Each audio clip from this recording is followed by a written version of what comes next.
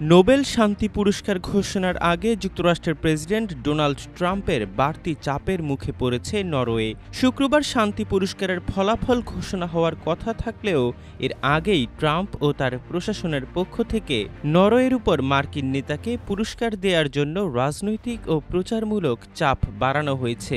বৃহস্পতিবার গণমাধ্যম ব্লুমবার্গের এক প্রতিবেদনে এমন তথ্য জানা গেছে।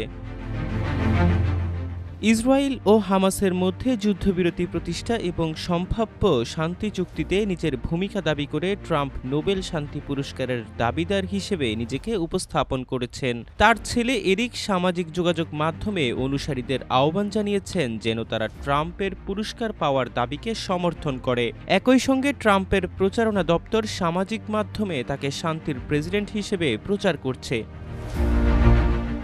নরওয়ের রাজধানী অসলো ভিত্তিক স্বাধীন নোবেল কমিটি জানিয়েছে তারা কোনো রাজনৈতিক চাপের কাছে নতি স্বীকার করবে না। কমিটির চেয়ারম্যান জর্গেন ওয়াটনে ফ্রাইডনেস জানিয়েছেন এ বছরের পুরস্কারের সিদ্ধান্ত ইতোমধ্যেই চূড়ান্ত করা হয়েছে এবং মধ্যপ্রাচ্যে সম্ভাব্য শান্তি চুক্তির বিষয়টি ভবিষ্যতের পুরস্কারে বিবেচনা করা হতে পারে। নরওয়ের পররাষ্ট্রমন্ত্রী স্পেন বার্থ এইডো জানিয়েছেন সরকার নোবেল কমিটির সিদ্ধান্তে কোনোভাবেই প্রভাব খাটায় না।